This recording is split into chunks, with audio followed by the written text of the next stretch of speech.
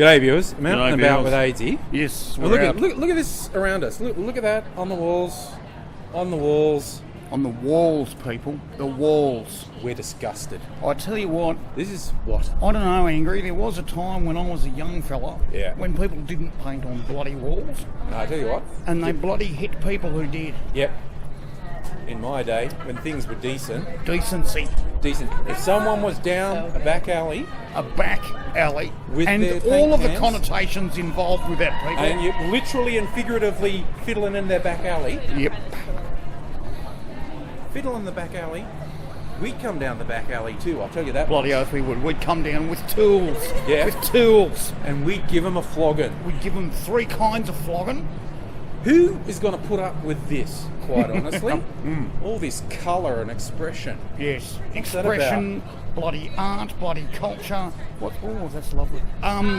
Culture. Modern. We're walking through a wedding now. Yes. And look, okay, it's colourful and it's happening. It's like the rainbow, and I don't want to bloody associate the rainbow with the rainbow, but it's associated with the bloody rainbow, people. And I'm also thinking... with a bloody pink triangle, it's simple. The other dominant thing here, apart from all this antisocial paint, is a very strong smell of urine. That's right. And I'm not sure that's how I'd want to celebrate my wedding. But, you know, it is colourful and it is photography. You can't smell urine through photography. I just think psychologically it'd be in there your whole life. That's right, my wedding photos where everything stank of piss and rotten garbage. Yes, you do. And that's something that I'd like to remember, really. Yes. You know, that special day that I commemorated by hanging out in the back alley. A back alley. With some garbage dumpsters. Where drunks pissed against the walls. Yep. And got flogged by decent people. Yes. Decent people came down and still didn't believe we were having a good Christian marriage. No. And just started flogging people. Flogging us. Because that's what you do. That's what's supposed to bloody happen in this country. Yeah, go on, let's turn around again. What happened to the 70s? What happened to the 70s? Why didn't we stay in them? I don't know. I tried to hang on to tight pants and thongs, but no one went with me. And cable knit sweaters. Oh, I love a good cable knit sweater. And those tartan pants that came up to about here. Oh God, I forgot them. Yeah. I've got a set of them in my cupboard, and I take them out every time I need to flog someone. How did we ever let them go? We didn't let them go. We didn't let them go. Decency still has a place in this country, Andrew. Yeah. I mean, like at my sister's wedding, me and my 2 brothers in the 70s wore matching denim safari suits. We're gonna pause here because the lighting's good and we're angry. Yeah. Now some people will be going, "What's a safari suit made of denim?" Google's your friend here. Google is absolutely your resource for 70s clothing choices, and as well as moral bloody choices. I mean, you know, we've got some hope in our old Donnie Trump. He's trying to bring back some good values. Yeah, he always talks about what happened to the old days when you would just flog people because they were different. Because they were different, and you could hit bitches and they wouldn't complain. And if they were, you know, of a skin tone that you didn't like, flog them. You could own them. Own them, tie them up, lynch them. Yeah. It's like all those, like discussion in Australia where people want to say like, oh, was it an invasion? Well, you know, there was a decent time when we could just clap fellas in iron. In iron.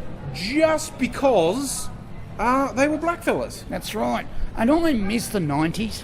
Yes, exactly. When you see these classic photos, people actually assume the indigenous people in them must have been criminals of some description. That's right. They go, well, they've actually got irons on their neck, on their wrists, and on their ankles. They must have been the most dangerous criminals of the day. That's right. No, they just walked onto a farm. They walked onto a farm. And you couldn't do that. That is decent, traditional Australian values. That's right. If I walked onto a farm, I'd expect to get shot. Yeah. That's another unfortunate reality we grew up with as well. Bloody oath. I like the look of you, kapow! Yeah, one of us did get shot. Yeah. Don't want to say who, but you could touch me with a very short stick. And it was my favourite bit about you getting shot is what a trendsetter you were. I know, because it took bloody 4 or 5, or maybe 6 years.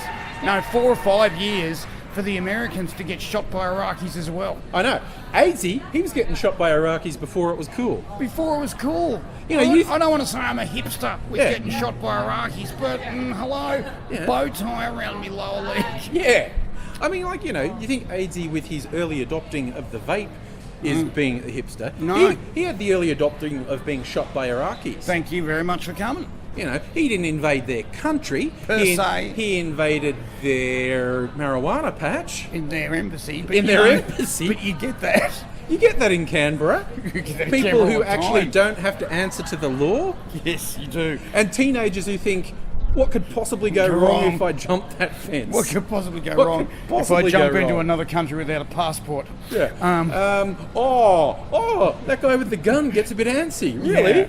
And it's not like the cops are going to get him to answer for anything. Yeah. I'd better run away. Yeah. So, you know, it's just, these are values, is what we're saying. Values, people. Bloody look out for some values in your life. Bloody painting on walls and making things colourful. If we're looking for rainbows, then we'll go and find some puffers and bash them. Yeah?